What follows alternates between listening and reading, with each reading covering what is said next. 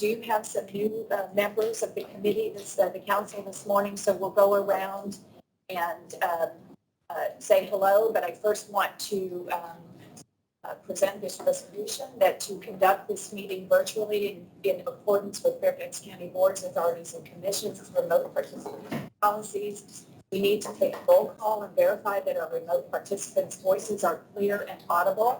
To do so, I will conduct a roll call of those AHAC members on the virtual call. When your name is called, please state your name and your call-in location for remote participation. And Marlene, I'm giving you a heads up that you're going to be first, and I'll try to go in alphabetical order. So, Marlene. Hi, you calling on me from now? Yes, thank you. Okay. By the way, before I say anything, the quality of sound we're receiving, and several other people have commented on it, is very bad. There's sort of an echo. So I can hear you, but it's very muddled. I don't know what's going on with the microphone in your room, but it's not good. So just so you know, I don't know what the problem. Yeah, it's not good. Anyway, Marlene Blum, participating virtually for medical reasons, and I'm in Vienna, Virginia. Thank you. Ken McMillan.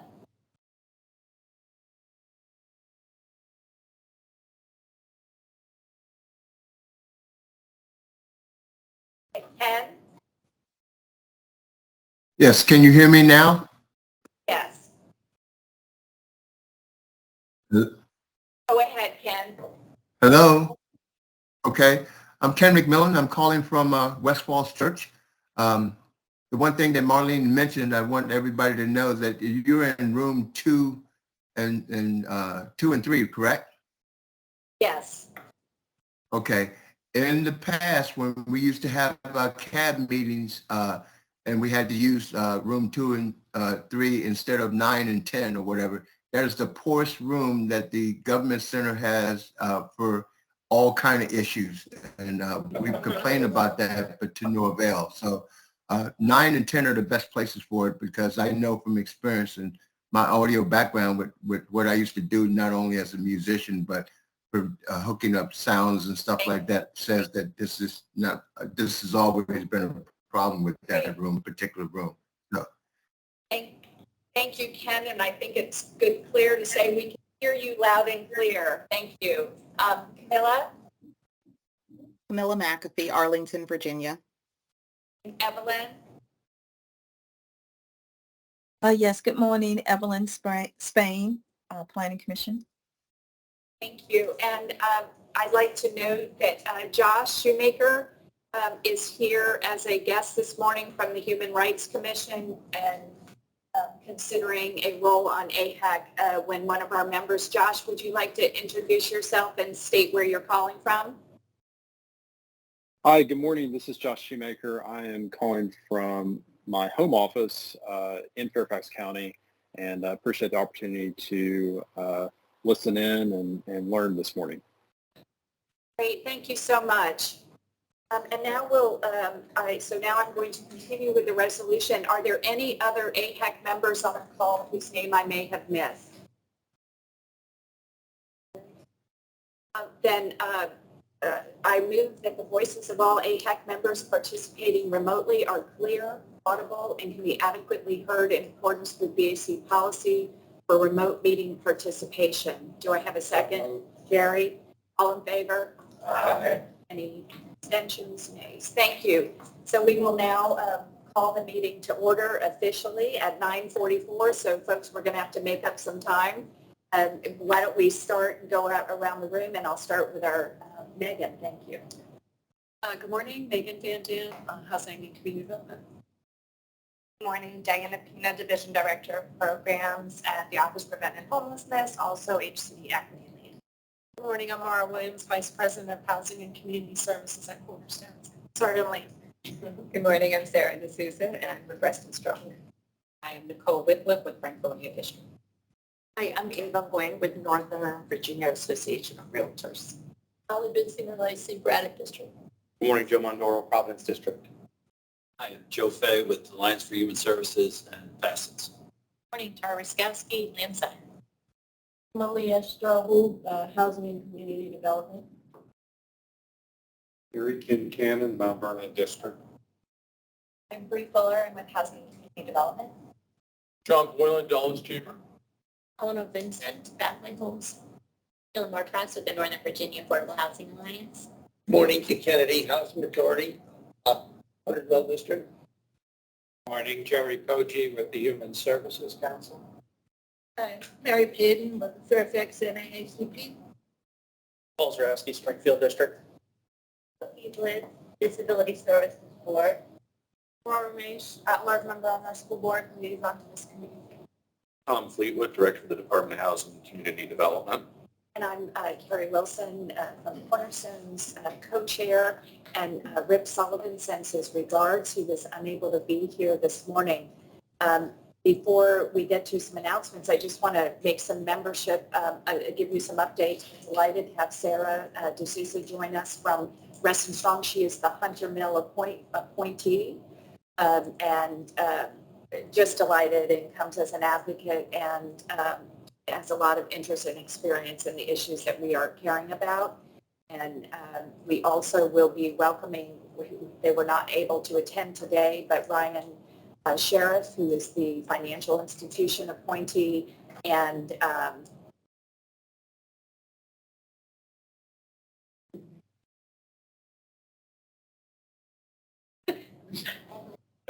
Evelyn, we sort of have welcomed you because you've been participating on committees. Evelyn Spain as our planning commissioner appointee. We're so delighted to have you participate. She's already been active with us, so I didn't mean to leave you off. That's what I get for not having a vote. We do have a couple of members. Thank you. We do have a couple of members whose terms will be ending as of this June 30th. And who will not be renewing. We'll extend our thanks to Alice Foltz, who is actually moving out of the area and who has been a longtime advocate in Fairfax County and founded the Centerville Immigration Forum. And we will be seeking an appointee from the Advisory Social Services Board to take her place, as well as Jennifer Adeli, who's from the Community Services Board. And I imagine we'll be seeking a replacement for her, as well as I'm sure the CSB will have a role on the COC that we'll hear about later today. So there may be a couple of other appointments coming up, and many of you are in the process of being asked to re-sign with the committee, and so we thank you for your service. As we sort of enter into today's meeting, it is our last meeting of the fiscal year, and I sort of look back and just want to comment and thank everybody who has played a role. We've had significant action through committees that have advanced the work, really helped AHAC articulate some of the most pressing needs, and we plan to spend some time over the summer rebuilding our work plan, getting input from the various advisory boards, what you think is coming up, and then our committee chairs will be working with me and the executive committee to sort of advance our program for the coming year. So I look forward to catching up with all of you. I want to go to some quick announcements, and I'll start. Do you want to start? Thank you so much. And if everyone can speak up for our folks on the phone, sorry. Yeah, so thank you for giving me this moment. I have been trying to work with our school system just to try to figure out, where we've been and where we are in terms of collaboration with this commission. And I credit Jerry for being eager and pushing me to do a little bit more of that. Pushing. Yeah, good way. No, just having a vision and wanting to further the collaboration. And I in my school board role, I like to say I'm gonna keep it real. So there seems to be a bit of a history, and certainly a desire to work on shared goals, but perhaps a disagreement around how we do that and where there's willingness to do work. So I know, for example, there's been some push here to use school grounds for potential housing units, whatnot. Doesn't sound like an idea the school system really likes, hasn't liked for a while. But long story short, I think there's opportunity to rethink and refresh that relationship. And one way that we could potentially do that is having a joint proclamation in the months ahead, the start of next year maybe, So each board member gets to bring two. I was considering bringing one that I would want to invite all of you all to come as well and potentially speak at the meeting, to the importance of this work, why you see a collaboration with the school system being important. Ideally, we could get the flip side of it, so the board of supervisors would do something similar and have the school board, come. That's obviously not my wheelhouse, but maybe some of those of you who are appointees of specific members of the board of supervisors could pitch that. But we're looking right now, and I was trying to massage this of like, when would staff feel comfortable and whatever. There's Hunger and Homelessness Awareness Week in November. So we were thinking potentially pegging it to that, and I wanted to put it on everyone's radar well in advance. That's the November 13th and 21st, so it'll just be the board meeting soonest to that. It hasn't been posted yet as a schedule, so I'll be updating you guys in September as to the exact day. It'll be sometime around that week. And we'll post the proclamation. I'll mention the explicitly and some of the work we've been doing. If anybody's interested in making sure specific things are mentioned, since some of you have a longer history with this work than I do, I would love to, be in collaboration. So just let me know. But that's a potential step forward. And any other thoughts around, school collaboration would be valued. Right now, they're trying to take more of the lens of, raising awareness around the needs of homeless students and students who are in precarious housing, which obviously relates to our work and why it's so important. But happy to take any other ideas. I just want to make sure that I'd love to have you guys at the school board meeting and then have a strong presence that kind of conveys a desire for a county partnership after I think what was a little more fraught apparently before I got here. So that's all. Thank you. Perfect. Thank you so much. Any comments? I would just say I was able to participate on one of the strategic planning committees this year, the alignment committee, with Supervisor Alcorn and a number of business leaders. And this was front and center of a lot of our conversation. And the one thing I would say, if you haven't seen the strategic plan that has now been being published, I think it's done, you approved it. Take a look at that, and there is at least much more emphasis on, I'm going to say, breaking down the walls of the schools and really thinking about how community engages and things of that. And I know the Opportunity Neighborhood programs throughout Fairfax County have had a lot of input into that. And thank you so much for continuing to push that. And that's great. And I think your comment about going out is something that's very much a part of our work plan, but we'll get to that. Are there other announcements as we go down the room that are not things that we're going to take on our agenda? Just quick announcements for the good of the order. And Tom is going to give us some good news updates. Yes, thank you. So just reiterating what I mentioned before, next week, the Northern Virginia Association of Realtors, we're finally putting on the agenda for the affordable housing and attainable housing for our members and lenders in the community. So it's more of awareness and education again. So I think it's the first one in at least 5-6 years. So I'm really excited. And we have Jill as one of our panelists, and someone, Abdi, from Tom's department will also be one of the panelists. So I'm really excited about that. And again, it's just a little tiny step forward, but it's just getting the word out and educating our members of the community. That's awesome. Thank you. Exactly the role. And else, any? So I think just to start, and I mentioned, we're proud of the work and we're going to hear a lot of what's done. And as we're resetting for the current year, a couple of things on the agenda. I sent to you last minute because I don't have anywhere near the energy or anything of Mary Payton, and I aspire to be Mary Payton someday. But this morning I did forward some work and recommendations that we're going to be taking up under committee reports on the fair housing issues, and so we'll talk about that. I just want to give you a heads up. And in addition, just thinking about our work, one of the things that has become clear is I asked committee members to step up because our staff are busy doing their work, which is to produce housing and preserve housing, and we know that they do not have the support they need. We've had a pretty had a pretty big and I think positive year and a lot of work on zoning and certainly on the development pipeline. But it's become clear the more we do, I really appreciate you all stepping up. We are going to try and really streamline the way we work committees this year in order to enable them to do what they do, working with the chairs. And as we have asked each committee chair to really take the lead in researching, bringing issues directly to the committee as needed. We'll convene a session, for example, legislative. We have some work to do before assembling the state recommendations that go to the Board of Supervisors.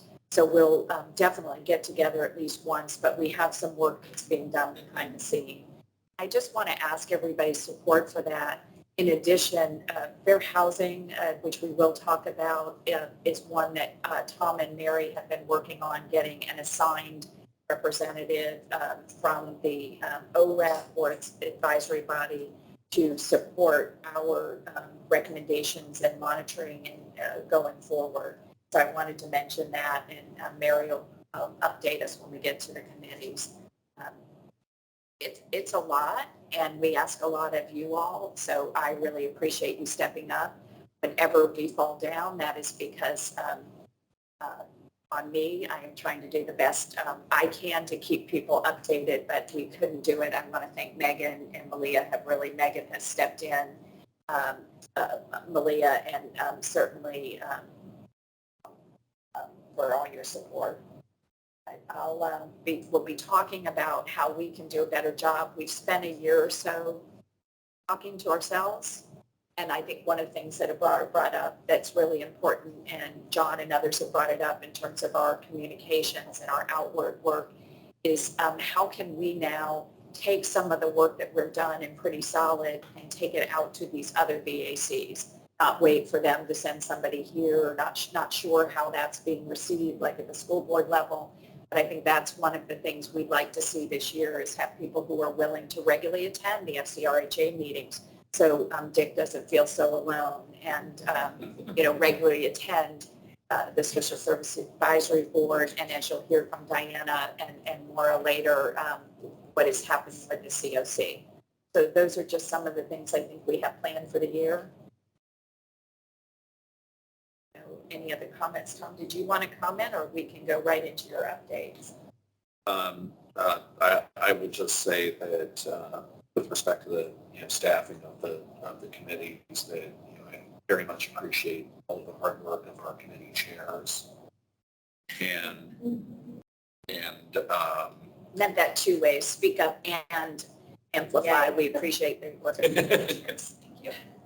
And but I also do want to say that I appreciate in advance your patience in terms of our ability to staff the committees, and we'll continue to do our very best, but we have very, very significant constraints in that respect. So I want to call your attention something that Megan has put out and sent a note for us, and something we're going to continue on a regular basis, which is this calendar of upcoming opportunities for us to be part of, whether it's, the groundbreakings, or really being at the Planning Commission or the board places, public hearings when things are coming up. So you've received those emails with announcements. You note on our agenda, we've added the next scheduled meetings of the Board of Supervisors Housing Committee, so that we'll have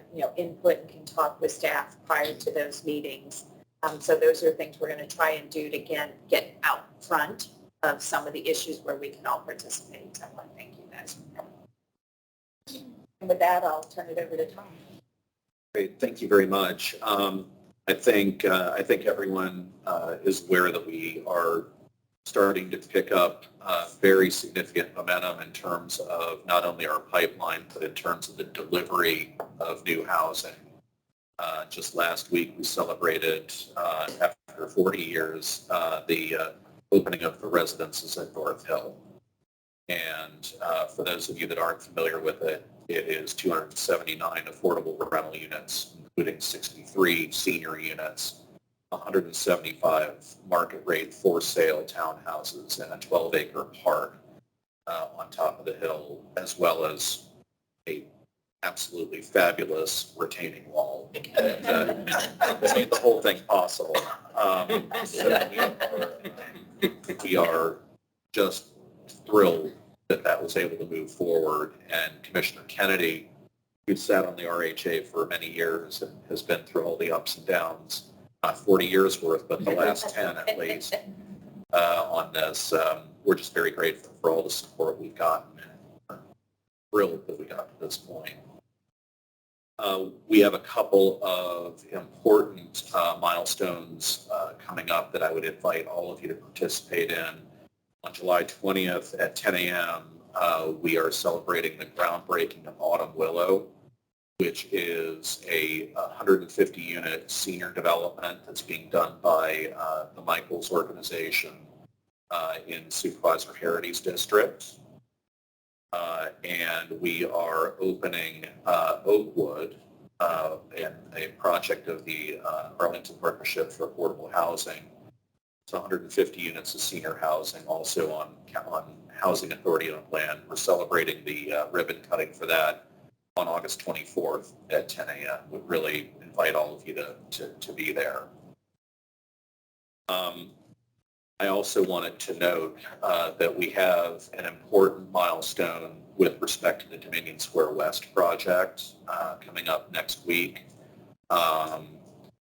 This is the one you'll remember that's 516 units with APA that's also going to deliver a Fairfax County Community Center in Tyson's Corner, just adjacent to the Spring Hill Silver Line station.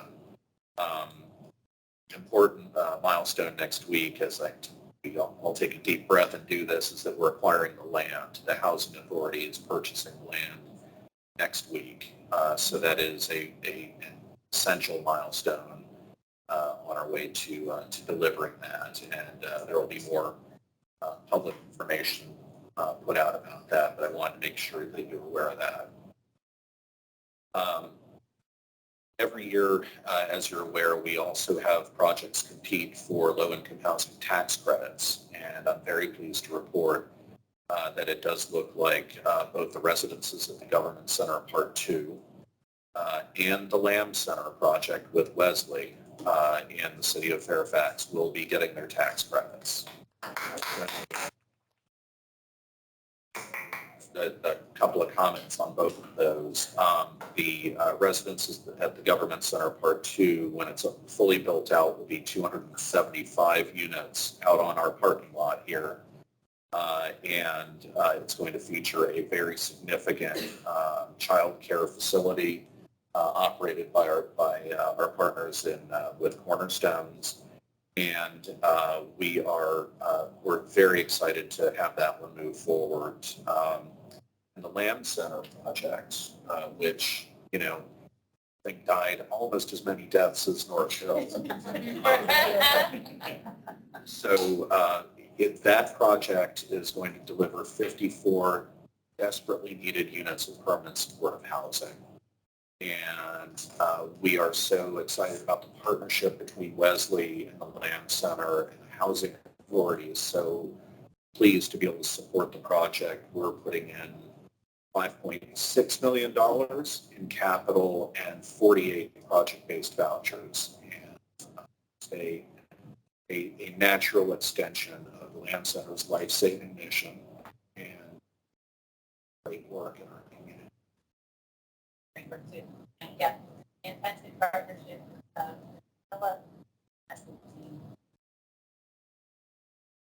Absolutely. In the spirit of communication better, we would all like to use the word has had multiple resurrections.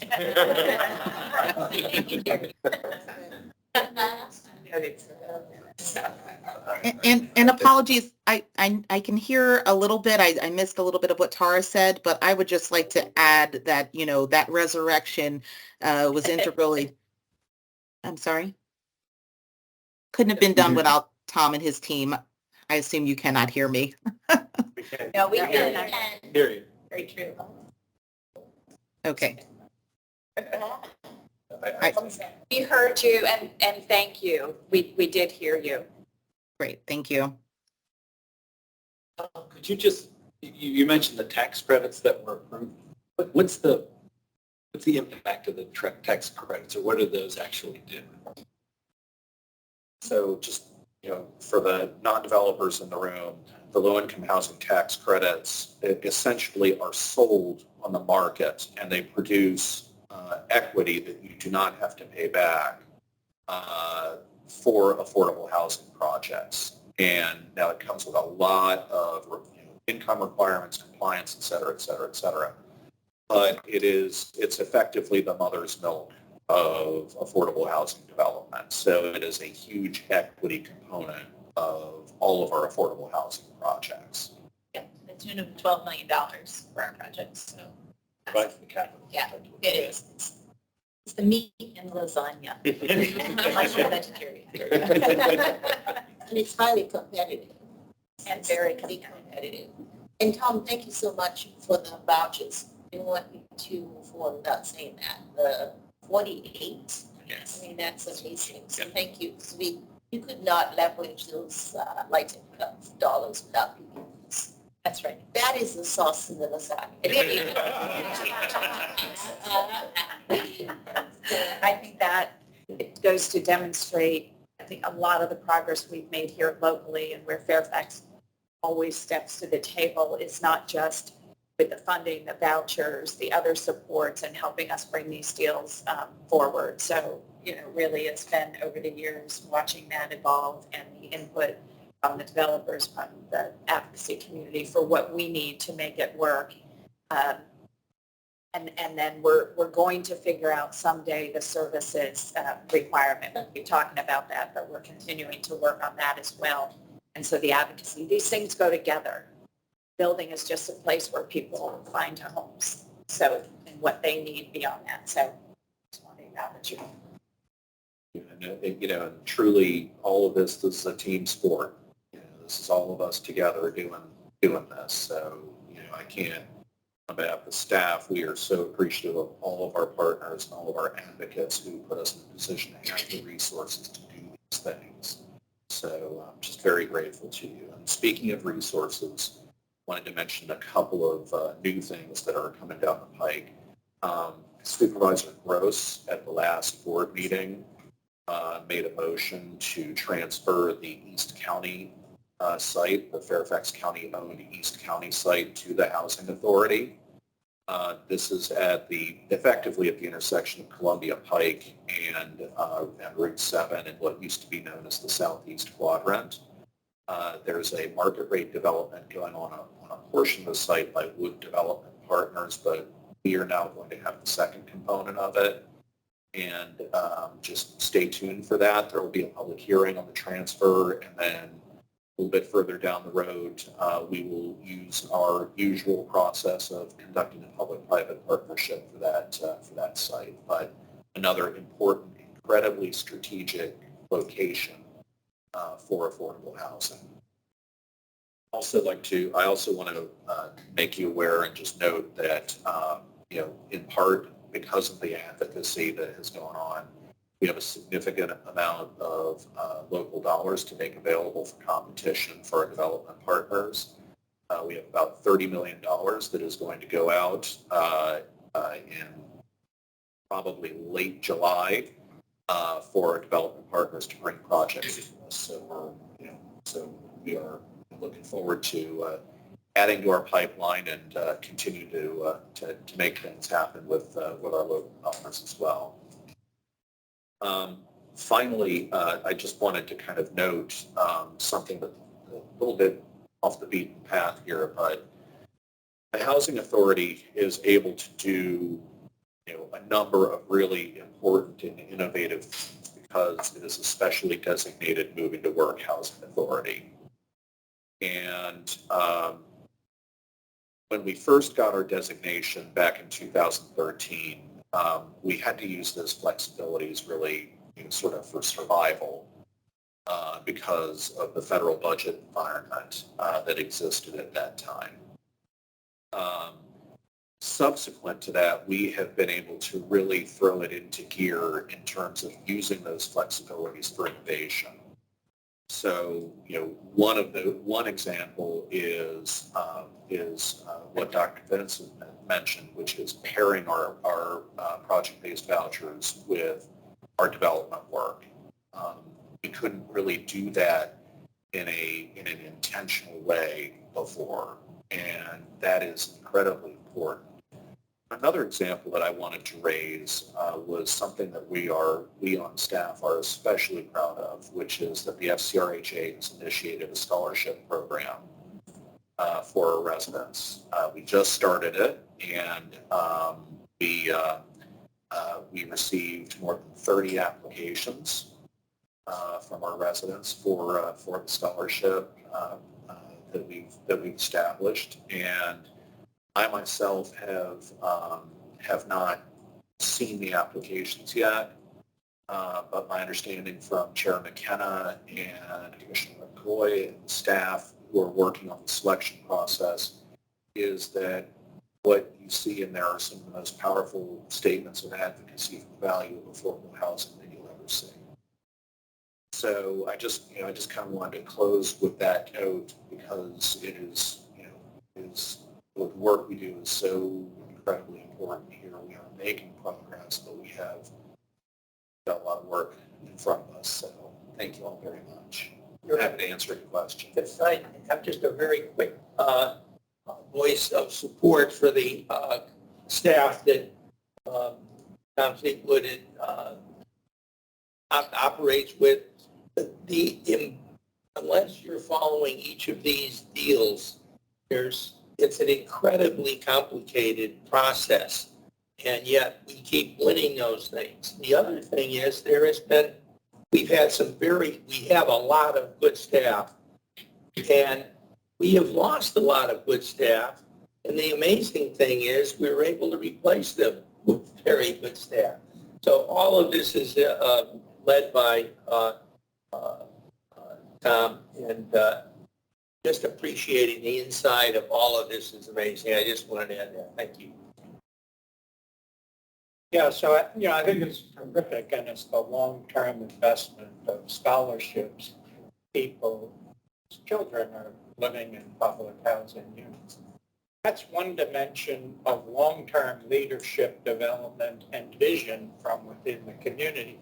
I'd also like us to begin to think about a community scholars program, like many other communities around the country do, in which we try to get the people living in public housing units to be recognized as community leaders and invest in them the skills and the training that would allow them to become both better organizers for their own community, as well as more potent advocates for the value that accrues into the locality for having public housing units. I think that's a quicker road towards expanding the voices at the table of lived experience. I think we all would gain if we thought about a pathway to build that kind of capacity. And it could be both a public and a private dimension to allow that to lift up. Terry, I will say, I know that that is an integral part of many of the organizations around the table and what they do, whether it's resident councils in our housing and the month that where leaders are regularly participating through Opportunity Neighborhoods, a number of the programs in public housing where we developed. We just had a big celebration at one public housing community and the same thing with just honoring young people and some young adults who are furthering their careers and supporting them with scholarships and tools. And I think that type of engagement, 100% continues to be the focus, not just of one Fairfax, but of all of us seeing how important. And it's a great segue, because I think as we've looked at retooling, and particularly in the areas of where we see in homelessness, I want to be able to turn it over to Diana to give an update on where we're headed with the COC, but I think it's so important in every area.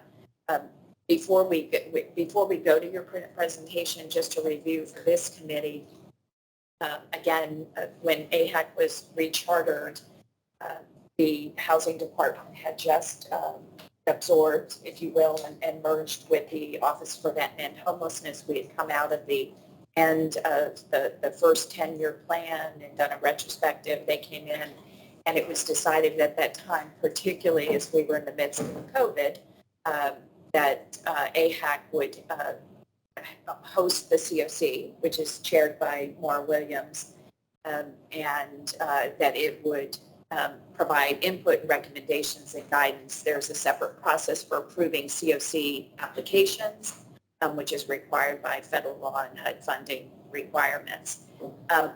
As we all know, it's been challenging for all of the homeless service providers and advocates in the room. The last 3-4 years have been extremely challenging, but I want to thank AHAC in particular, Dr. Vincent and John Boylan, who co-chaired a task force on homelessness, really to help gather information that was being fed and worked on by the TOMs, as we say, the OPH and HCD, as you all are known. We do call you the TOMs. That those were being worked on. The board stepped up with many resolutions asking for more data, where areas that are appropriate for permanent supportive housing, what more needs to be done for our most vulnerable neighbors, because the story is not pretty and the system is being taxed and it's very hard. So we have been very active. I know John, Eleanor, you all made some recommendations about, just to what Jerry was speaking, really ensuring that we continue to get hear from the voices what's going to be most helpful. And I think now, that's one of the things now, as we hear about the decision by the board to reestablish a new continuum of care board, we will still have input, because housing is a critical piece of addressing homelessness, no kidding. But now we'll get to have input and I think joint representation on the COC board. So I want to thank you all, thank everybody for the work and advocacy. We will still have presence from both committees, but I wanted to ask Diana to update us on where that is going. Okay. I think we have a presentation, and the folks on the screen see that we did send it out in advance. Yeah, okay. I think they can see it. You can go to the next. So at the top before, I'm Diana Pina with the Office to Prevent and Homelessness. So we're just going to review the background for the Continuum of Care Board, the purpose, membership, duties, equity impact, next steps. Can everyone hear me okay? No? Speak up. All right, so collaboration has always been really important for the Office to Prevent and Homelessness ever since the 1980s, when we first started putting together our first shelters. As you know, homelessness is a complex problem that involves the support of many sectors, right? We cannot solve it alone just in our office. And so the COC board has that role of providing that collaboration. It is required by federal regulations for continued funding. This new board will be the third iteration. The first was created in 2008 along with our 10-year plan, and that board dissolved itself in 2020 when we merged with HCD. And then, as Carrie just described, we had the COC committee that was part of AHAC, and now once this was approved in June 6th, that we'll have the new COC board. So the purpose really is for the board to provide leadership in preventing and ending homelessness in the Fairfax Falls Church community. We will be engaging with the community as a representative of our plan to end homelessness, and it can create additional groups and subcommittees to accomplish the several goals that we have. And of course, it will continue to act as a representative to make sure that we're meeting all the federal regulations. The membership is intentionally inclusive of different departments and different areas in the county. We really wanted to acknowledge the intersectionality of homelessness and the fact that we need everyone at the table to be an active participant. It's meant to have 21 members, 2 representatives of people with lived experience, The chair will be appointed by Chairman McKay, then 10 other appointees by district representatives, and organizational leaders will appoint folks who will then be confirmed by the Board of Supervisors in public meetings. So as Carrie mentioned before, there will be some overlap, I think, in membership.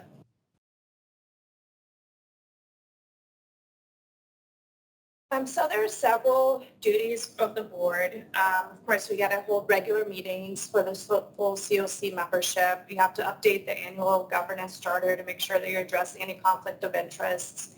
And then the other roles that are outlined there can be done through subcommittees or work groups, such as consulting with federal homeless assistance grantees to make sure that we are evaluating performance outcomes, creating performance targets, coordinating the coordinated assessment system, which is our entry system and our process for getting into our shelters and into housing, coordinating the implementation of housing and service systems, annual gap analysis of homeless needs and services, and establishing priorities for funding in the COC projects in the geographic area. And this is actually already being done through a subcommittee that is diverse in members. We have members from the city of Fairfax, from Loudoun County, representatives that are not grantees to avoid conflict, and other members, other general community members.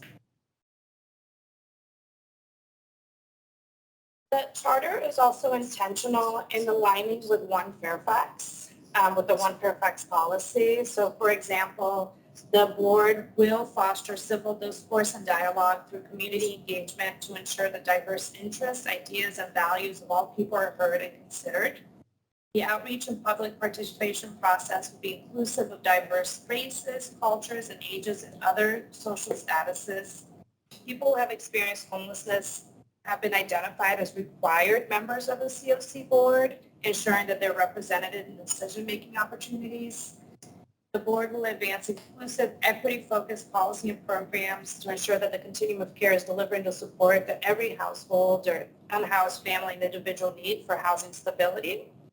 And given the complex of intersecting factors contributing to the problem of homelessness, the board will also seek to inform county-wide policies and programs regarding community development, workforce development, education, public safety, food access, access to health care, and all the other areas that intersect with homelessness.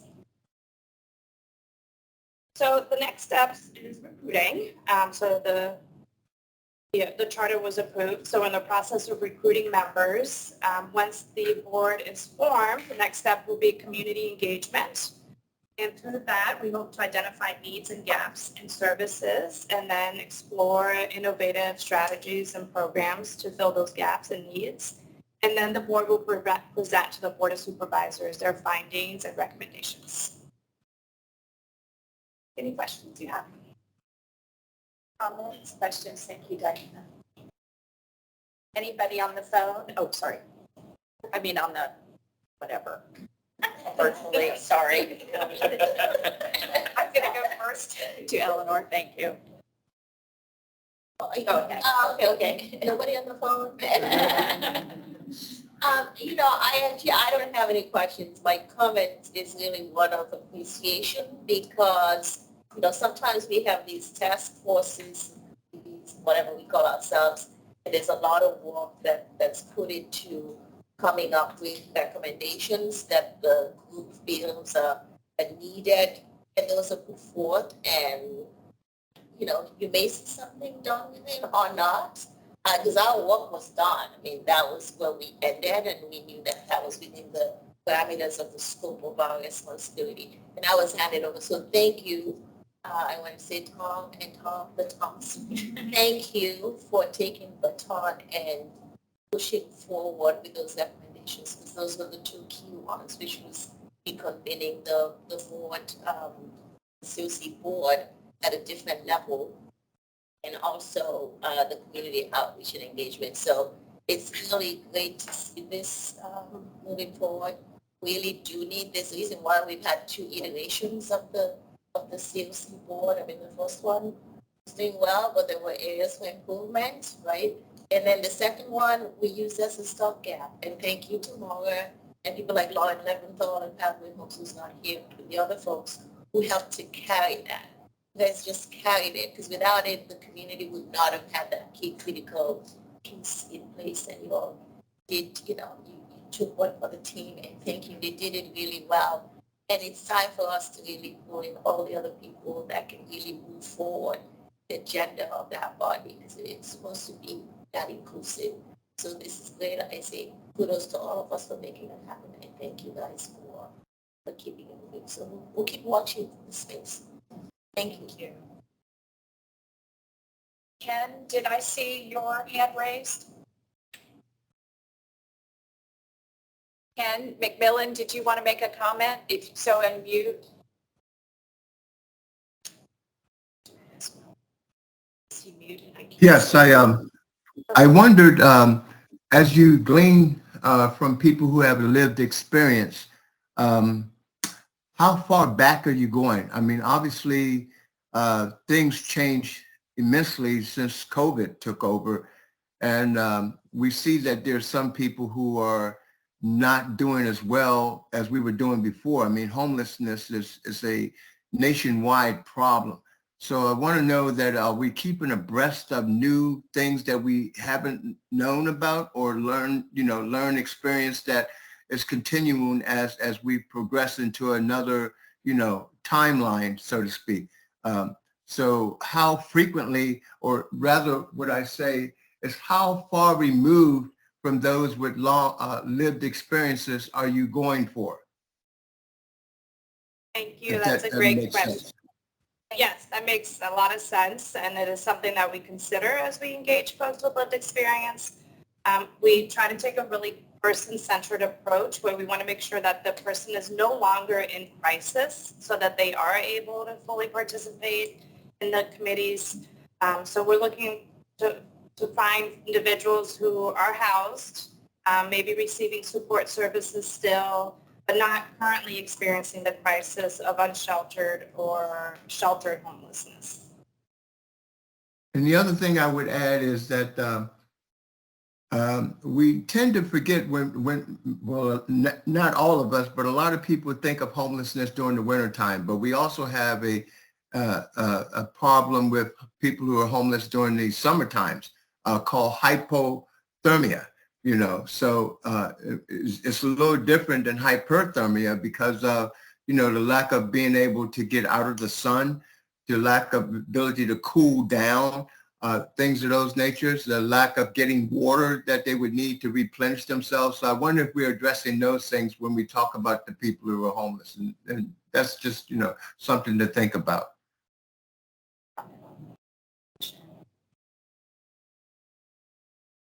I can comment if someone else could be. Could be then, Jerry, on this question, yes, does somebody want to comment on that? There is a.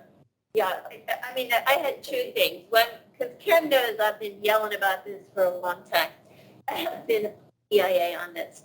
And yes, we're, I think, Ken, you know that there is a task with Mary sits on the task force, correct? So you can address that, but I hear you, and progress is painstakingly slow. We want everybody who's in an unsafe situation and unsheltered to be addressed. And I hear your concerns. I know that the county is moving, but I share your concerns that there are still people that are at great risk. And we have mobilized the heat emergency process where we are prepared in the event of an extreme weather condition to open up the drop-in centers. We've dropped off supplies. We've made people aware. We've created an alert system. I encourage you to sign up for it so that once the alert goes out, folks will be informed of where they can go to receive support. We've equipped the outreach teams with supplies that they can actually start handing out already, including trip cards that are to be used as Metro cards that give them half off their fare.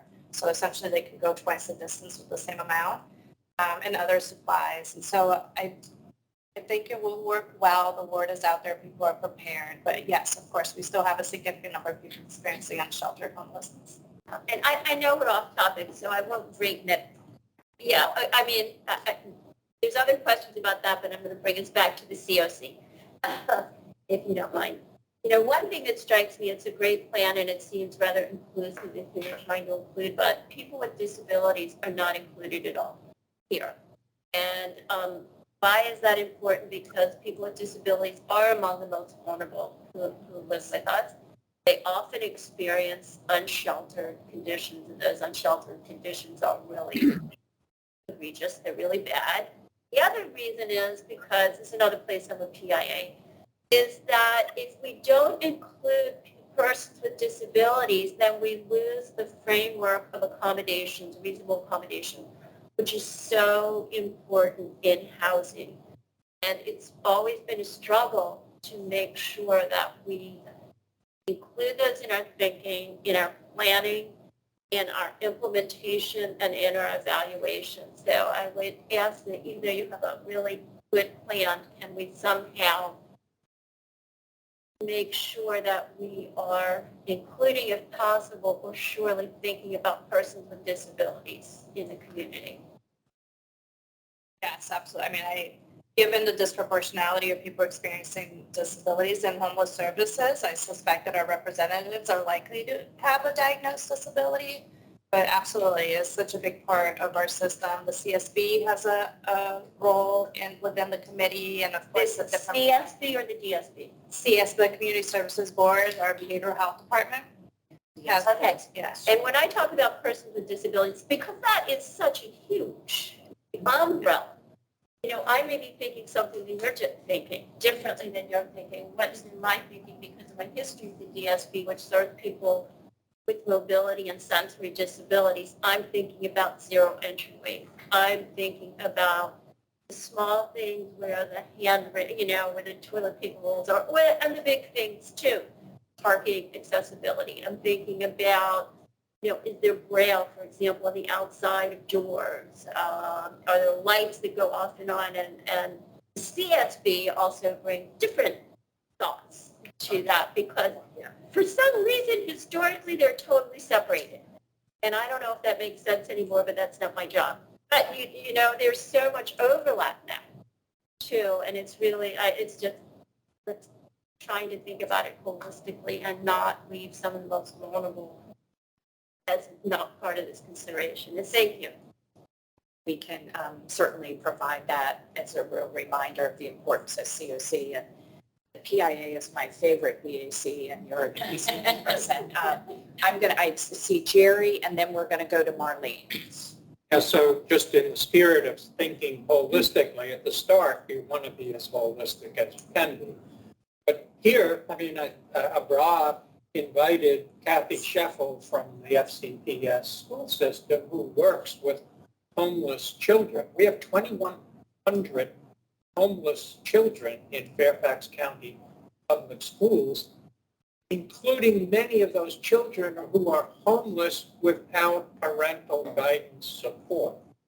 And those are the people who are right on the cusp, once they hit high school, of being thrust out into the netherworld to navigate on their own. So I think, you know, it'd be so important for us, you know, Rob, maybe you could help guide us as to how do we interweave the strength of that community so that we get to the next steps, hopefully allowing people to land safely. But that takes a lot of intentionality and preparation.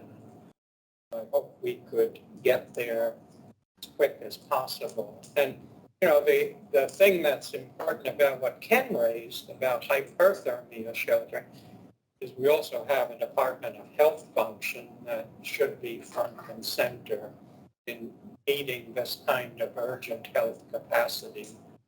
You know, having visited the tent encampment in the North County Government Center, there are some incredibly frail people that are in that community, and it breaks your heart that they're in tents.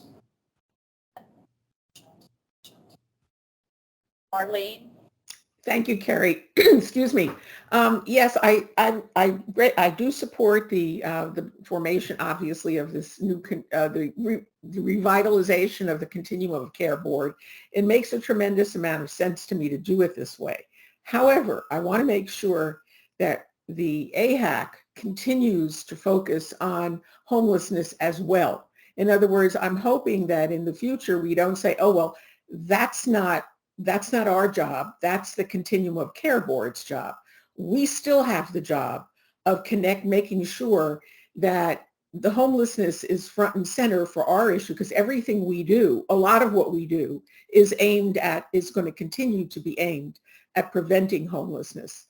And so we should be as well informed as we need to be, and that's a great deal. For example, I would have hoped, Ken asked the question about the hyperthermia, the extreme heat program. It should probably have been, I didn't realize we got the agenda so late in the game, that I assumed it was going to be on our agenda to have an update on what's going on with that, because that's our concern just as well as the COC boards.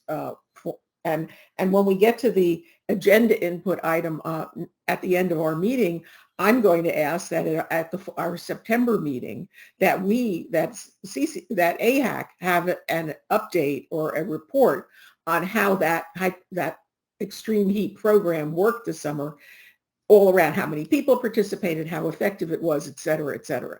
So I think it's our concern as well. We need to be informed.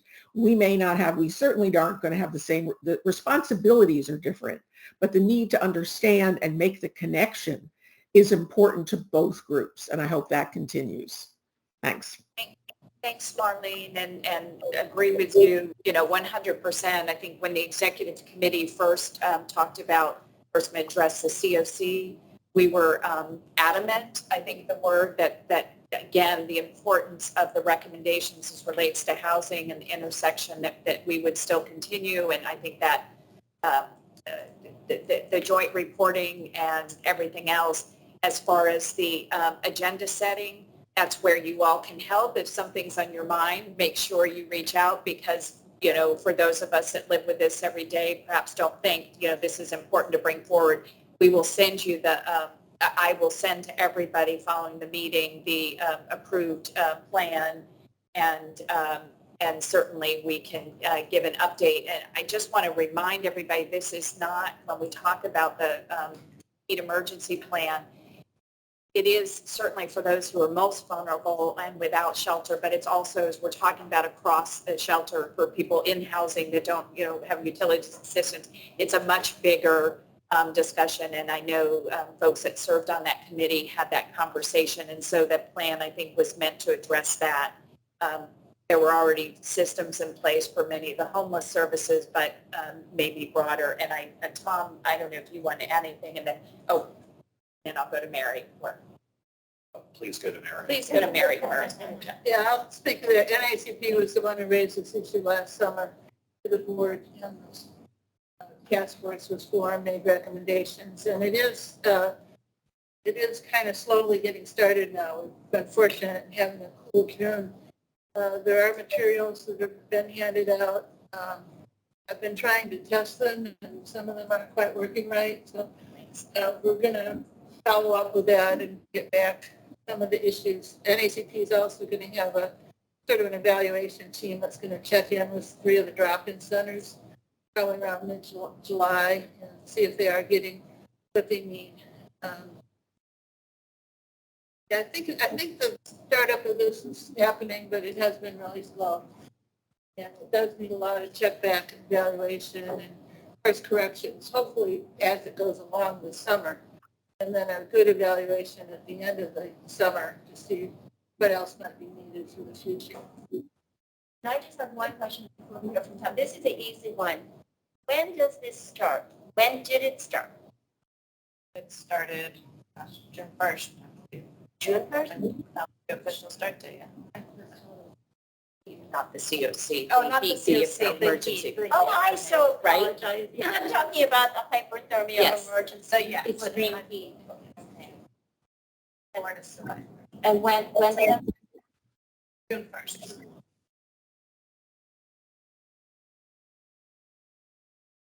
But again, some programs like homeless services have year-round guidelines for bringing people in. So, but I think it was approved by the board, and it's June. For board saw a presentation. Saw the presentation. Around that time, and then it was assumed it would take effect after that. They didn't, it was a board committee, so it wasn't an official vote, but it was assumed it would go into effect right after that. But I don't know if all the, but I checked with people who were running drop-in centers, some didn't know about it. Yeah. But hit the ground. And to clarify, if I understand correctly, if I read the board quick, it only takes effect when the heat index gets above 100 or 102 or something. It's something like that. So really, even though when this has been activated, so we still are, I guess, waiting to see how it will work on a day when it's 105. An observation on that is the Lamb Center is one of the drop-in shelters or centers. It really is working because we're working to get the word out, to our community about so that they have the app and then they can stay tuned. And we're working to be sure that the materials that were dropped off are sorted and accessible and ready to be distributed. So, there's sort of there's a process. It's not like we just turn it on, and that's very much sort of in our thoughts right now. And so I'm grateful that first of all, that we've had a cooler June and that this baby step is at least being taken. And I'm also super grateful to Mary, who is ponchoing this oversight, because I think we have a lot to learn and look forward to working with you on that. The crucial step, though, is when does the conditions get so bad that it facilitates for us to have overnight sheltering for people? Not just day step in to get a cold water or come in out of the heat, but when does it reach that critical juncture? And we absolutely have to open up some sleeping centers and be prepared for people in need and get them to those centers. That's not part of this plan. Thank you. I'm going to go to Sarah and then let Tom. Sure. First of all, I just want to thank everyone in this room that has worked on the unsheltered homelessness and the folks in the tents. We are seeing a huge difference in the way that they're treated or where they're looking at it. But as a new kid on the block, I don't even know if I can ask this request of COC. But one of the things in your slide was the role of leadership in homelessness. And I think, Dinah's heard me say this before, some of our folks, the biggest challenge is the paperwork or the entry into housing. So as someone on AHAC, I would love if COC could come back and talk to us about how we can help them with low barrier entry. And I don't know if that's something AHAC can work with COC in partnership. We have had some background in the past, but I think it'd be really important to be back and maybe at our September meeting or as you guys are getting at work. Thank you. Hey, Carrie? Yes, sir. Carrie? Yes, sir. Real quickly, to that note, with my lived experience, if she wants to start a community where we can talk outside of this meeting here to how to carry that on, since I've gone into housing and been here thus far, I'll be open to be able to assist with that and to see what we can do about it. On another hand is when we did the 2016 needs assessment, one of the things that we also tend to forget is that our largest group of people who we need to address were senior citizens. Now, I bring that up because I am now living in an assisted living situation, but there are some things that I've discovered by being here that I think needs to be on the board. We do not have to talk about this now. That is for a later thing, but I would like to put it on the air to see, put it out there to know that the next meeting that we have, I will be bringing up some things about that too as well. Thanks, Ken, and I'll follow up with you so we can follow up on that. Thank you. I have a clarification comment and then a question. So in terms of going back to the COC board composition, in terms of having people are represented from an equity perspective, the individuals that we're serving among the homeless population have high rates of disabilities, co-occurring disabilities. So when I think about the population that we're serving, I don't just think of one. I mean, we have people who have the, serious mental health disabilities, substance use disabilities, physical disabilities. And so, and what we've seen with a lot of the developers is that even in the new developments that are coming on with light tech, I think people even get points for things like that. It's universal accessibility issues are addressed. So to Diana's point, I actually, maybe I don't even ask because I should assume my expectation is that that representation is going to be an equitable representation. And so if we need to tap into the Disability Services Board or the Long-Term Care Coordinating Council, we have all these committees in Fairfax that bring all these populations and their needs to the table. We can make sure that we do that. So I have no concerns that we're going to be doing that.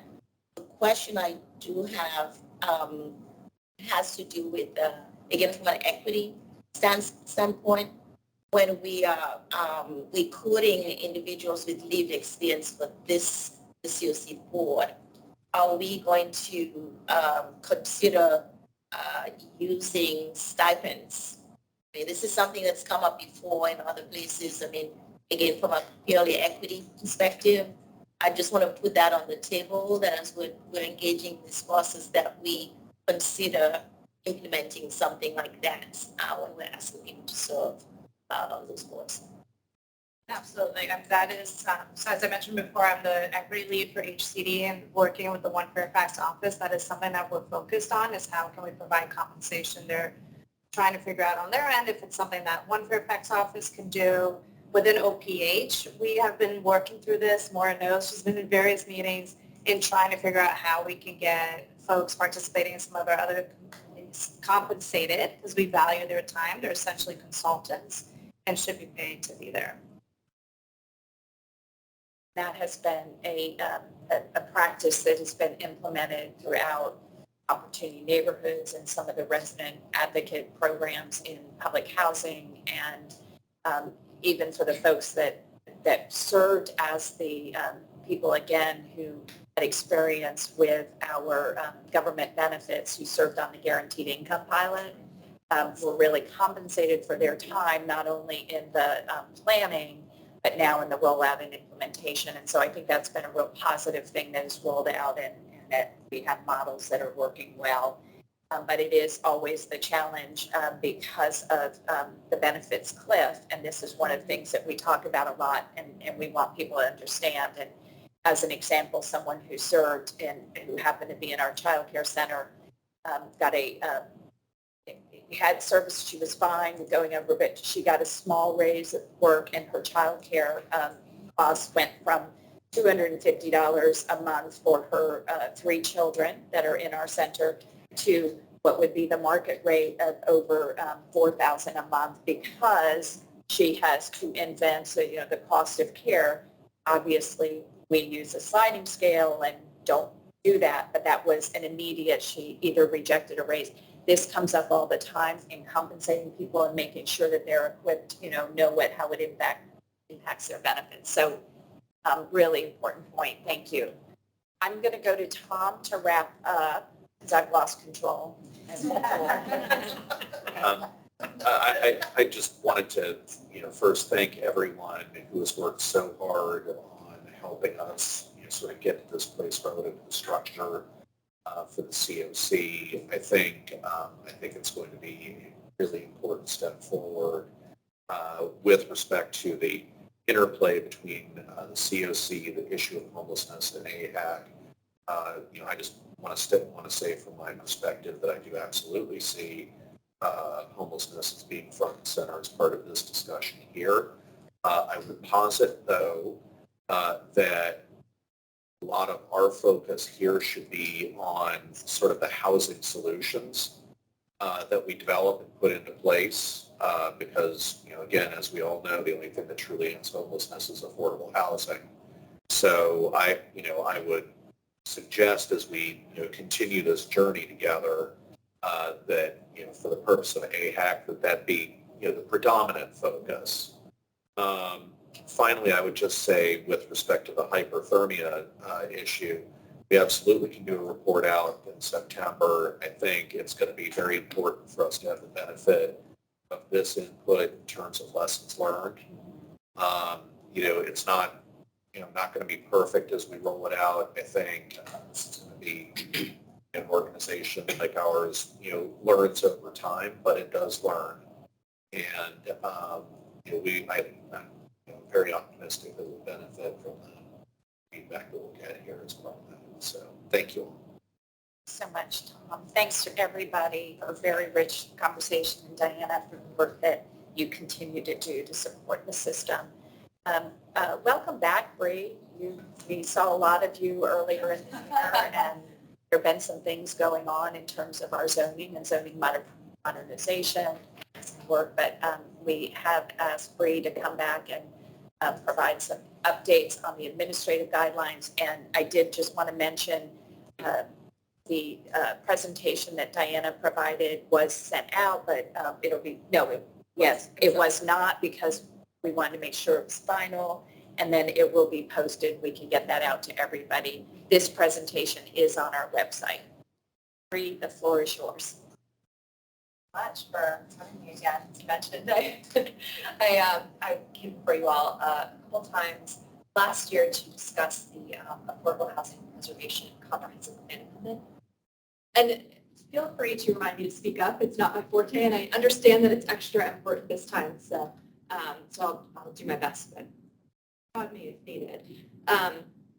So I want to talk to you today about the draft administrative guidelines for that affordable housing preservation policy that went into the comprehensive plan.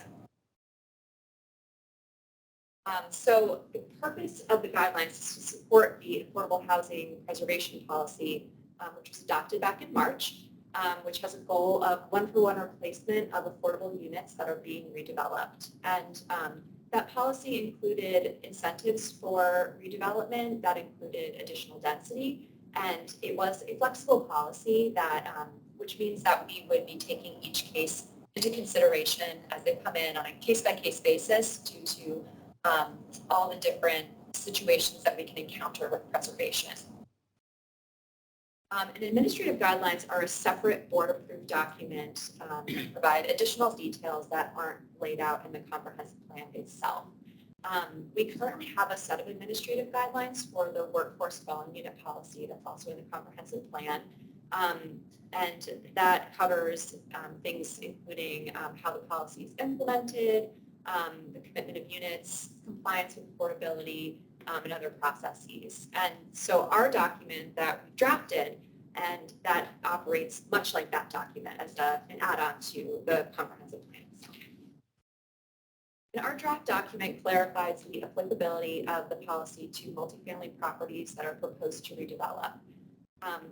It clarifies how they will fit into the existing review process for rezoning applications that they're part of, the administration of the units when they're implemented, and development of relocation plans for existing tenants.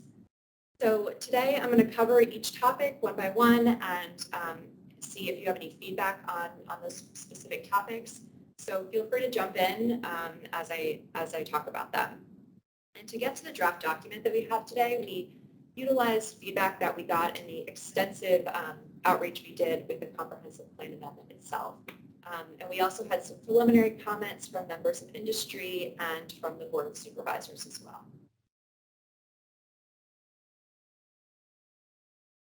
So the first topic in the administrative guidelines is the determination of policy applicability. So as early on in the process as possible, HCD will determine if the policy applies to a project. Committed units that would qualify for the policy are those that are affordable to households earning 80% of the area median income or below, who are either currently committed or whose commitments have expired within the past 12 months. So commitments might be through the ADU-WD program, they might have utilized tax credits or have those rent restrictions through other means. And qualified market affordable units are those that are affordable to households earning 60% of the area median income or below. And we will look at rents over the course of the preceding 3 years to determine if the property was market affordable for a majority of that time period. And then another factor that we're looking at for market affordability is if the property has appeared on one or more of our past 2 market affordable surveys, which we do every 2 years. The which just like the comprehensive plan amendment, that was a task force recommendation. And we have a new stipulation in the guidelines, which allows properties that have market rents up to 80% that they may opt into the policy, which can give them the benefit of additional density. And it can also provide us with additional affordable units that would not otherwise have been captured in the policy. So this gives an option to preserve more workforce housing at higher levels of affordability that are still very critical to providing housing for all income levels. This was something that was brought up to us at the public hearing for the plan amendment, as well as throughout outreach. So we did hear that, workforce housing at the 80% and 70% levels were important to think about as well. So our goal with the opt-in is to provide a tool for preserving those units at higher AMI levels. The property owners may request an affordability assessment from HCD at any time. And if they plan on submitting a rezoning application, they'll ideally come to us prior to any pre-submission meeting so we can get those details ironed out as early as possible. So HCD will determine if the policy will apply to the redeveloping property as described in the last slide. And the determination will also include the replacement goals for those units, which include a comparable number of units, AMI levels, and number of bedrooms to what is being replaced. So are there any questions or comments on the applicability of the policy to redeveloping properties? Can I ask a question about, because this came up before, supervisors. When we say 80% of the area median income, I looked and it's 152,000, right, for 4. So the new guidelines, that's, if it's 30%, that's 36,000, which is $3,000 a month in rent. But then HUD on their site says 80% is $95,000 a year. So which one do we use? So a couple things on that, if I could. The area median income, 100% of the area median income for a family of 4 is $152K. It is confusing when you look on HUD's website because there are some nuances in there in terms of how they apply it for the various HUD programs. But in our context here, we use the actual. We use the actual, 80% is 80%. Okay, so for intents purposes, the allowable rent in these 80% units would be $36,000 a year. Would be $36,000 a year. Well, 80% is 120, a third of that is 36. It needs to be 30% of that, and then it's also adjusted. Adjusted for family size, sure. Right. Okay. Gross income, right? It is usually calculated off of an adjusted gross income, which is, I forget all of the factors that come off of it, but generally speaking, Mary, yes, it is a gross income. I didn't mean to dive into That's a well, it's one of those things where if we're going to say like an affordable unit is $3,000. Yeah. So, at 80%, that's the reason. But people are so cost per still. I don't think it was. Because North Hill was like 1,600 for one bedroom unit at the 600. So it's not still real affordable. But I want to make sure Bree has time to get through. If there's other clarifying questions for what she's done so far, that was important. Thank you, because I think we'll hold that up. Clarifying question. Yeah, and the 80%, you say in here that the applicant, the developer, can request the 80%. Wasn't quite clear on that. Oh. They can request to be included in the program. If it's a market-level property with rents up to 80%, and preserving those AMI levels for the benefit of the additional density. So they can kind of opt into the policy, but those 80% would not otherwise be captured by the policy because they're too high for market affordability. So why would they want to opt in? Additional density in the city. What if they don't want density? Okay. It's an option. Right on up. Yeah. That was actually my question, just to clarify on Mary's, because that's what I was thinking. So if a property owner doesn't ask for this? Are they overlooked? I mean, does it just not happen? If we're talking about those market affordable units up to 80, between 60 and 80%, then that's the case. They would have to opt into that policy, but we would still have a sense of, since we look at every application that comes in, of what's there. So we could potentially facilitate conversations on that, but it would be more mapped in. I know density is always desirable around Tyson's, but it doesn't seem to be in Route 1.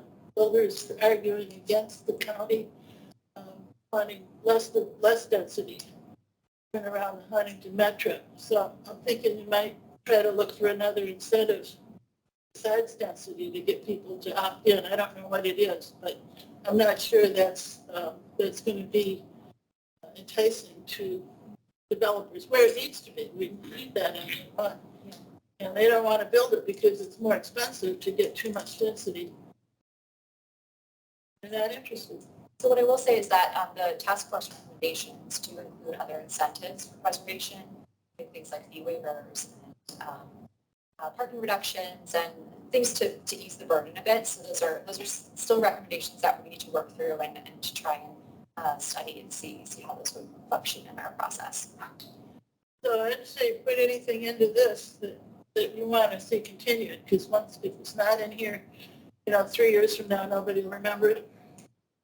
I think the additional incentives will probably have to be separate processes, since this is specific to the comprehensive plan amendment, which does offer that density.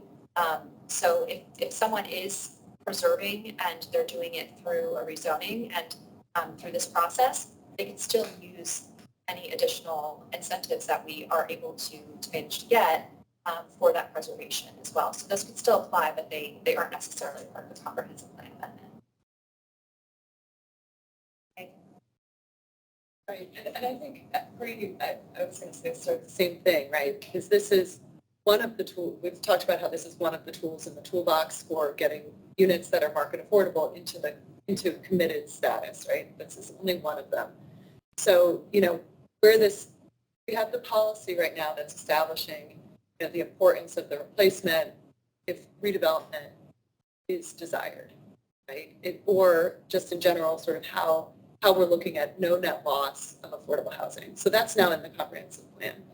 So what Bree is talking about is a situation where a property owner does want to redevelop and does want that additional density. So they're looking forward to trying to redevelop their property. And they're seeking the county to support that, and they need to ask for it because they don't have it under their current zoning right now. And in many cases, they also don't have it under their current comprehensive plan. So especially when we look at Route 1 and Richmond Highway, you have a lot of older garden apartments that are outside of the BRT station areas that don't have density that's planned. They don't have the underlying zoning that would allow them to redevelop by right. So they're coming to the county to say, we're looking at this as a future option for us. And, what we're talking about with them, what we will be talking with them about is that, let's talk about what you want in order to have the amount of units that you have on your site right now that are market affordable. How can we get those committed? How can we replace them within your new development so that we are, trying to avoid displacement and we're getting those units that are vulnerable to having market increases, getting them into our system. And so sort of inherent in this work is that there's a property owner that wants to seek that additional density, and this is a way to get them there, not only by having new policies in the plan that supports the new density in order to get the affordable housing committed, but also in a way to kind of streamline their process, because everything that we're hearing from developers is that we want it faster and we need to find money, right? And so this process will allow for a property owner on Richmond Highway, in Bailey's, who, in Reston, who might not otherwise have the entitlement for that development, that they could go through the process in a quicker way by, as Bree mentioned, avoiding a comprehensive plan amendment. They can go straight to the rezoning and go through that review process, go through the public hearings, go through the community engagement, just through that process. So, I think I just want to make sure that we're sort of talking about this, talking on the same page about what this policy is doing, because Bree's right, there are other ways for developers who are not seeking redevelopment. There are other ways for the county to encourage them and to try to bring them into the commitments through. It could be if they're looking for money for rehabilitation or renovation of their property, if they're looking for tax credits or other types of funding for that. But that's kind of a separate thing. This is really kind of sort of geared towards those properties that do want to redevelop and are looking. Those that already have a pretty good level of density in the comp plan. They haven't been rezoned yet, but they have like 20 dwelling units per acre in the comp plan. Does this factor into that situation, or can they just go ahead and they have a pretty good argument already since it's in the comp plan? We did an assessment for where these developments are located, and most of them are located where they don't have density that's in the comp plan already, because they are located generally outside of those areas. We did find like Seven Corners as an example of that. There's a lot within Seven Corners that's considered market affordable, and that also has additional protections within the comp plan if they were to go forward with redevelopment to have a one-for-one replacement. And I think even if there's already that comp plan density, they still have to go through a rezoning process, during which time we would be, as the county and the housing department, working in partnership with planning and development, would say, let's talk about this one-for-one replacement. And I'd like to go back and let Bree finish. Thank you. This was really helpful. And I'm seeing the need for some summer homework and maybe a 101, and maybe we can rely on people like Jill and bring some time to kind of walk through where we have time to understand for people who haven't had a chance to dig into this. I'm just thinking we could do something. Bree, go ahead. Yeah. The next topic in the guidelines is the review process for proposals prior to a rezoning application actually being submitted. After the affordability assessment is completed, the applicant will submit a preservation proposal for HCD and DPD to review. This will include the density that they need to achieve the one-for-one replacement based on the affordability assessment that was provided by HCD. It should also include any alternatives that are being proposed if necessary. HCD and DPD may request additional information, which can include concepts, which would help us get an idea of how that additional density may function on the site. And that shows any justification to the alternatives to one-for-one replacement by a financial feasibility model. And the additional information is a topic that we have discussed with industry, as they typically don't provide information like financial feasibility models and maybe even massing concepts that early in the process. It's something that we are continuing to discuss with industry to figure out how we can come to an understanding of what we're able to do so that we, as the county, get the information that we need to justify any alternatives to one-for-one replacement, and to get the kind of information we need to determine what that additional density might look like. Any questions on the review process? The next topic in the guidelines includes the goals for replacement units. The goal of the policy is to maintain affordability and minimize displacement of existing tenants. So for replacement units, we're ultimately seeking the same number of units that are affordable on the property with comparable affordability levels and number of bedrooms. We do also want to be able to meet the needs of existing tenants that are on the property, especially those who want to return to the redeveloped property. There might be tenants that are underhoused on that site, which is something we heard a lot about during public outreach. So they might not have enough space for the occupants of that unit because they're not able to afford it alone or as a family unit. So that's something we want to take into consideration so we can evaluate the needs of the existing tenants when we think about the one-for-one replacement. and balance that with the affordability goals that we're looking at. So we are also currently drafting language to add to the guidelines regarding the provision of units that are off-site. The goals of off-site units would be to retain affordability while offering proximity to the current site and comparable accessibility and amenities. And we're considering factors to guide the provision of off-site units, including being within a 1 mile radius of the site that we're talking about, and having comparable access to transportation, which can include transit, major roadways, and pedestrian and biking facilities, as well as access to schools and other public facilities, and commercial and employment centers as well. Are there any comments or questions on the off-site provisions? Can you just clarify for the group that this is like permanent off-site placement? This Yes, isn't yes. a temporary relocation? That's a Yeah. great clarification. It's not, I'm not talking about temporary relocation. I'm talking about if the preserved units are going to be provided off-site as the way of preserving the same number of affordable units. That would be the permanent relocation of tenants. So a developer might get approval through this process for additional density on their site by agreeing to a second project or additional preservation on an off-site site. Is that? Essentially, yeah. It's possible. That's what this piece does. Yes. Allow. Yeah. And we want to make sure that we have the factors, the correct factors in place to assess what that off-site project would look like, and just ensuring that has this similar access and that's close to the site, because ultimately we want to keep people in their communities if that's where they want to be.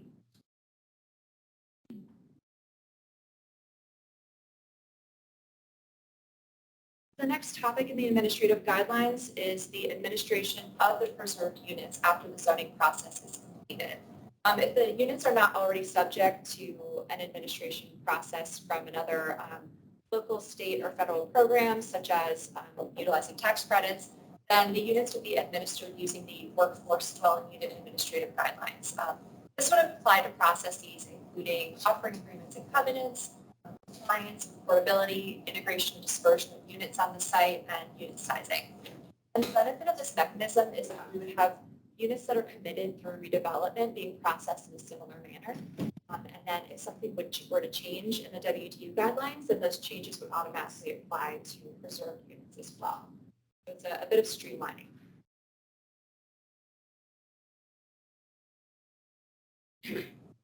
The last topic in the guidelines is relocation assistance plans. During outreach for the plan amendment, members of the public and advocates expressed concern about relocation of existing tenants during redevelopment. So we are proposing that a relocation assistance plan be provided to HCD for review and approval during that entitlement process. It should be crafted using our Fairfax County relocation guidelines. And the guidelines provide a framework for effective relocation plans and recommends specific elements that should be in those plans that aim to minimize displacement of tenants and provide strategies for relocating tenants when it's necessary. And as one of our next initiatives as well, we are looking to update those guidelines. They were last updated in 2012, so the board expressed a lot of interest during the Housing Committee meeting about us updating those. Questions on location or the administration of the preserved units? On the administration, how big a staffing burden is it to you, and how does that occur over time to ensure continued compliance with the new agreement of what we're going to do in-house? So that's a good question. I think it'll really depend on how many we get, and we don't anticipate these being as frequent as WTUs and ATUs are, which do take up a lot of staff time, and we have specific staff members that handle those and are looking at those offering agreements and compliance full time. So it will depend, but it'll likely increase over time. But we currently don't have any projects utilizing the policy thus far. Maybe we'll see like 1 or 2 a year, if that. So it won't be the same burden as the ADUs and WDUs, but it'll build over time, I'm sure, a long time. I'll just add as the kind of the team team division leader, that we'll be monitoring that, monitoring the resources that we need for this, and perhaps talking to you about that in the future. We appreciate your support in the past. So. I would just invite everybody to read between the lines. Megan's very subtle message. Yeah.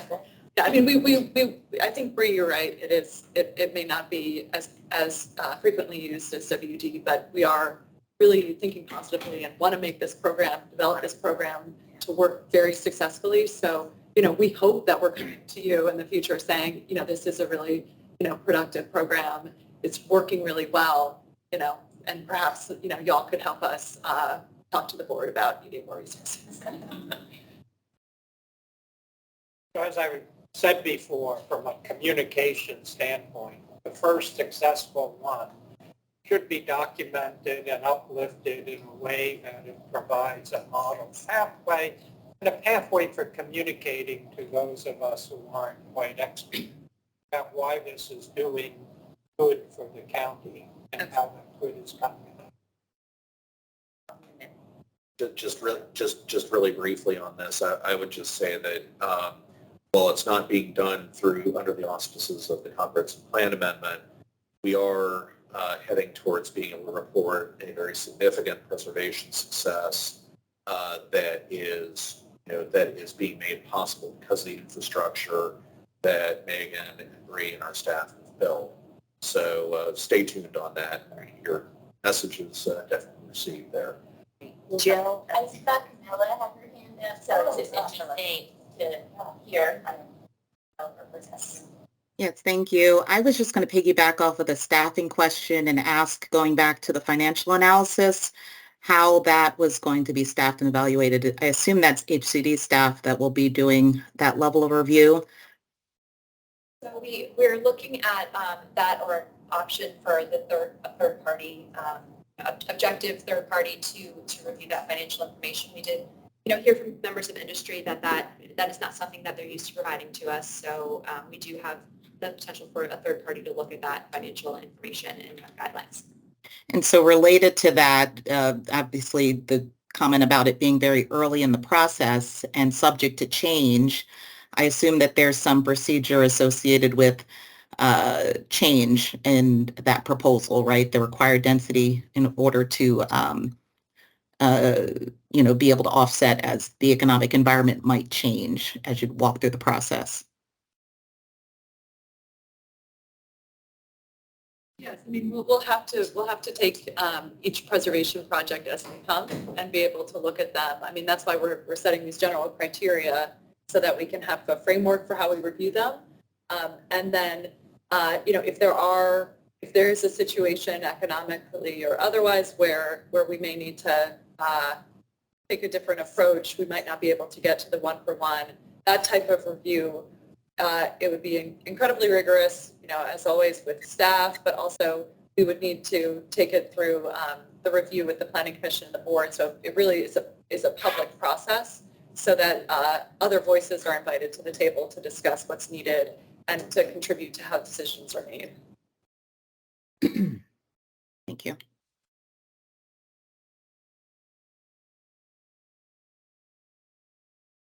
Oh, Marlene, I'm sorry. No, that's okay. It may be premature since I know the presentation isn't over yet, but do we need to let the Board of Supervisors know about our support for this? In other words, have these policy guidelines been, does the board have to approve them? Do they have any role in this process? And should AHAC be letting the board know our position on this in order to support or whatever, to say something about it? Because it wasn't clear to me. Maybe that was said. Like, okay, I'm looking at next slide. There's a public hearing. Aha. Okay, yes. That's good. So do we need, I don't know when the hearing is and its relation to our September. We have a meeting scheduled in September, but I'm not sure about the timing of the public hearing. In other words, should we make a decision to take a position now, or should we wait till our September meeting to do it. Because if we need to do it, we need to speak at the public hearing or provide a statement to the board at that time. We should, if we have to, we should act now. Thank you, Marlene. I think I'm hearing a motion for AHAC to take a position, support concepts and getting this forward to the board.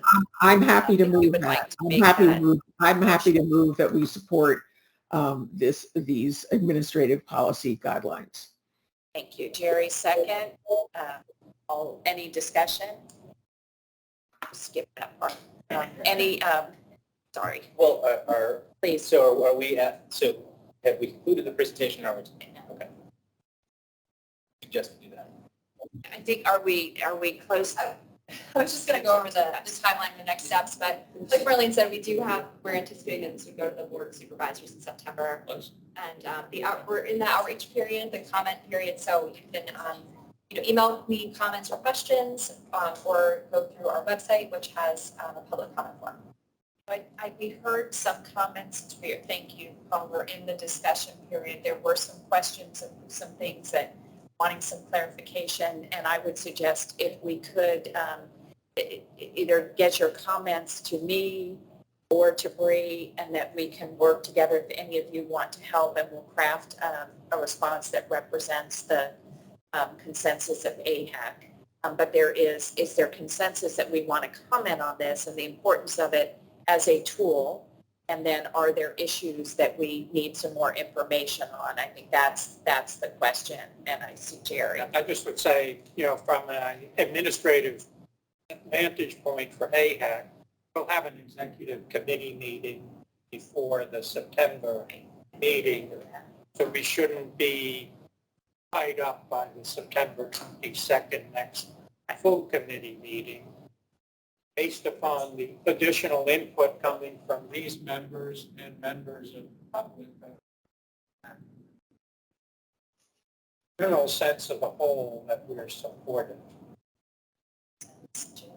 Yeah, no, I agree with that. I think you are getting feedback, and I would just, suggest all of you go ahead and send your comments to Bree or through the email if you have questions or concerns about what's written in there, and think that, after you get your feedback, there is time, hopefully, for AHAC to come back through executive and do it. And just want to thank, Bree. I know you spent time with me, and she had 2 community engagement sessions on the 13th. I was able to participate in one of them, which helped kind of clarify, but thank you for this presentation. And it is, I think, from a policy perspective, I think the development community likes to see maybe more certainty, but I also really appreciate the opportunity given how large of a county we have and how many different regions of the county where this policy will impact, to kind of take this, initial steps to try to look at things on a case-by-case basis, and just appreciate the goals that we all have for the one-for-one replacement. And if any of you have any questions, I'm happy to kind of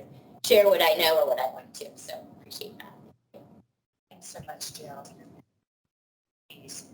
Any other? For fear of knocking us off track, I will submit that. That would be great. We'll pull that together. We do have an executive committee meeting scheduled in August. We have time to August 25th, and then we'll have time, as Jerry noted, to pull this together, circulate it to the group, but with the consensus that we are going to make a statement as we've had in the past. And then, of course, people are encouraged always to provide your own individual comments through this process. The early meetings and hearings out in the community, elicited some of this feedback that went into this, and a lot of residents present, and one in Preston, for example, that Paul and Jill and I attended. Thank you, Dick. Can we get a copy of this sent to us? Both presentations will be published to the AHAC website shortly after this meeting. And I can send you the link. And if you need the actual copy of the PDF, I can send that as well. All right, Bree, thank you. Okay, so we are close to our ending time. We have a motion on the table. We have a second. We've had some discussion. I'll call the question. All in favor of Marlene's motion, support of the guidelines, say aye. Aye. Any, Aye. thank you. Any nays or abstentions? Nay. I like the process you described better. I don't feel ready to vote on that right now. We just had it. I'm sorry. Hearing the amended, Marlene, do you agree to an amendment to your motion? The friendly amendment that was made to circulate, ensure that we have input from everyone first so that we can clarify our guidelines. Absolutely. I think that's just fine. Thank you. Second, and with that process in place to be able to come back to the committee, do I have consensus to vote on that? Thank you. Yes. We also had on our agenda, we'll do this quickly, some updated committee reports. Just want to, I'm going to go straight to Joe Mindoro, who headed up our budget committee. Did we take a vote on the second motion? I'm sorry. It's been long. All in favor of the amended motion? Aye. Aye. Any Aye. nays? Thank you. Nays? Abstentions? Thank you. Getting the general thumbs up. Okay, Joe, would you please? Sure. Thanks, Carrie. So obviously a lot of work done relative to the budget process, which is an ongoing process, as we all know. We've gotten through the adoption of the budget, and I think significant success in that our budget guidance was essentially incorporated into the document. So very positive. Maybe a little bit less so in terms of the incorporation of baseline funding into the budget, but theme among all board members who spoke to supportive housing, recognizing the fact that they were committed to making sure that the cash flow needs of affordable housing were maintained through various means. Ultimately baseline, but other options going forward. Got some more money in third quarter, anticipate another tranche of ARPA money with the last, maybe second to last allocation of the ARPA dollars the county currently has. And again, an ongoing process. The year end, counting year ends next week. We will know at the end of July, I think 25th of July, what sort of that package looks like. There will be available funds. We try to tag more for affordable housing. There will be, I would anticipate probably that wouldn't be in the county executive recommendation, but that as part of consideration item from the board, that be included as part of the action they take. I'm not sure this year whether it's the end of September or the beginning of October when they actually act on carryover, but there is a committee meeting September 19th, at which point carryover will be discussed, including presumably whatever additional funding for affordable housing that can be accommodated. And so more to come pretty soon relative to, again, that continuing focus on making sure the cash flow needs are addressed. As we look forward to the work of the next year, we did have one significant outstanding item that the committee had decided to postpone a little bit, which is really looking at the opportunities in the larger community, whether philanthropic or corporate, to provide other avenues for funding for affordable housing. So we'll be tackling that in the coming months and taking lessons learned from last cycle to inform how we deal with the upcoming cycle. I think including one notable thing of how we figure out maybe a better way to incorporate our testimony into the magisterial district budget meetings. I think there were some opportunities that were very effective and others maybe that we could do a little differently. I think we've heard again repeatedly from board members their commitment to affordable housing, maybe focus a little bit more on educating the broader community a little bit as part of that testimony as well. So thank you. Thanks for your leadership on that and the great response from people who carry that message in many ways. Jerry? Yeah, nothing much to report. We haven't had a meeting of the legislative committee. I'm still working with Tom and with Kerry about how do we cope with Brenda's loss and some administrative support. I just will also recognize that on Tuesday, we went through the primaries, so now it's becoming more clarified as to who will be vying for the election in November.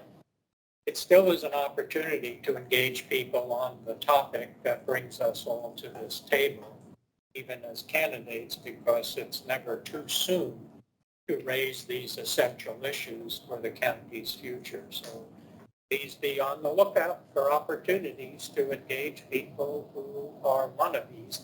There definitely will be two different people in the seats on the boards of supervisors, and on the November election, it could be even more. So that means we, in our capacities as leaders of various kinds of organizations, have the ability to shape the conversation and do, as Joe just described, beginning to elevate the importance of state and local funding to help us get the most done. Thank you so much for your leadership.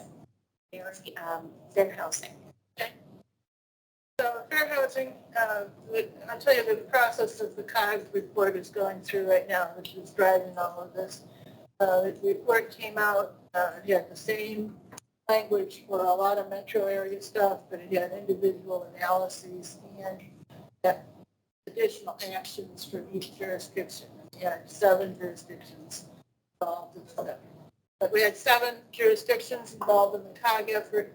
That report came out about 3 months ago. It was on a public review timeline for 2 months. Went back to COG. They revised the report based on public comments, both on the overall COG goals and on the individual jurisdiction goals. Fairfax only had a couple action items in the original report. We came back, we had a couple of public hearings, and they added a few more goals, Fairfax goals. And I distributed to people the revised section just of the goals for the county, for the metro area, and the goals for Fairfax. And Fairfax also is supposed to do all the goals and actions for the metro in addition to its own goals. But maybe not all of them every year. What they're supposed to do eventually is develop a kind of a work plan out of this. It says which things they're going to do, focus on this year. As of next year, they're going to be reporting to HUD on progress on each of the goals identified in this report. These will replace the goals that they're currently reporting on, which are based on a 2017 consultants report. So we're totally replacing what our goals, everything, and that's going to be happening next year. Now, this will continue to evolve based on some things that are changing at HUD. So there's more opportunity to change the goals. That's what it is now. So this body's Fair Housing Committee, AHAC Fair Housing Committee, made 2 recommendations. One was that there be administrative kind of cross-cutting of the different departments, because it's not only OREP that's involved with fair housing, it's also HCD, it's also planning and development, it's also transportation, based on the goals that you identified. And we've got now Carla Bruce is kind of coordinating a little bit those. I don't know that anybody's taking a firm hand over all the departments, but I think having some coordination is at least great. And we also recommended that there be public review of the final goals that came out. So the final goals, I got them from COG. I'm on the COG committee as an NACP representative, and I've distributed them to you guys as of last night or this morning. So you have that, but there's no public review as far as I can tell. There's no even AHAC review or Fair Housing Committee review. The board is supposed to vote on these on July 11th, as I understand it, in order to kind of keep in step with the other jurisdictions as this COG process goes through. They wanted all the jurisdictions to vote over the summer so they can wind it up in the fall. So now I'm not sure the status of our committee. We don't have any staff support right now. And I don't know what the public laws require in terms of how we meet. I think we need staff support in order to have a public committee meeting, and we don't have it. So we can't discuss the new,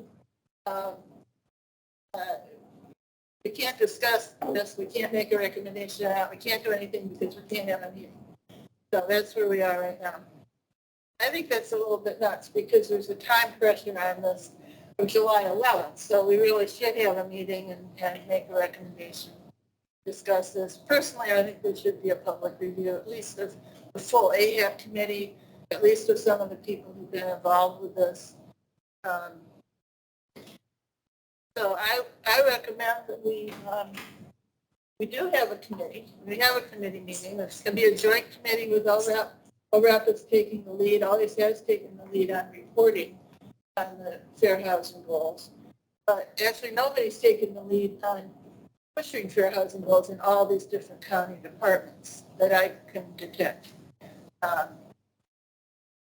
So that's where we are right now. We're kind of in a time pressure spot to comment, but we can't meet, so we can't comment. We can meet. We can meet, but I'm going to actually ask before the 11th if AHAC needs to. Let me ask Tom to comment on the staffing and how it works in the county. Sure. So we want to make sure that the Fair Housing Committee has the appropriate staff, and as we've discussed, that is, the Department of Housing and Community Development cannot be the fair housing planning or enforcement agency. So we are working to have that piece addressed, though. That being said, I think you can absolutely meet. We can figure out a way to facilitate it and do all the public hearings.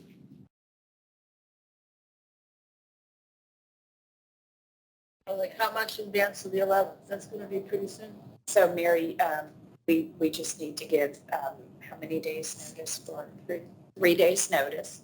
So you and I can work after this meeting to set up a time to give us enough time to reconvene the Fair Housing Committee and see if we will have county staff in order, though, to see if we can come up with some specific recommendations that you've got that would be helpful, not just because Mary just got the goals last night. So we don't really have specific, but it may be recommendations to the board to consider these things in implementation. And so we're not obviously going to be able to convene AHAC to do all of this before the 11th, but maybe if we could circulate a recommendation to you all and see if it has the consensus, then Mary and I could get that to the board on behalf of AHAC. But we'll have to work on that for this week and next. So Fair Housing Committee members will hear. You heard it. We heard that you're going to get some short notice on a meeting. Looks like. Okay. All right. So we'll, Mary and I will work and send out a doodle poll and get that set up so we can notice it. Thanks, Megan. I'm going to move. Thank you so much. Yeah. So we have to publish the materials, the COG materials, anything that's sent to this group. It's email is still considered. Is there a problem of doing that with the COG or things that are sent to homeless? No, not with me. There isn't. Okay, just make sure that Forget what this date says. It's okay with Mary, so it's okay. I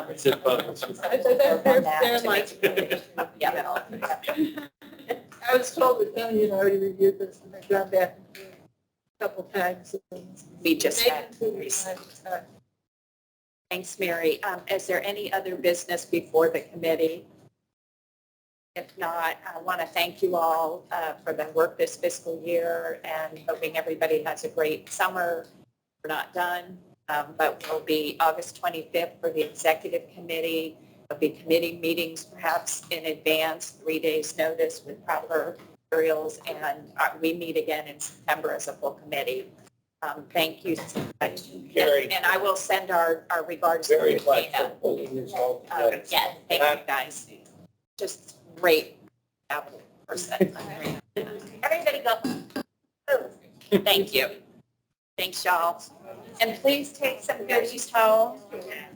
Please grab a plate and get that. No, not at all. Not at all.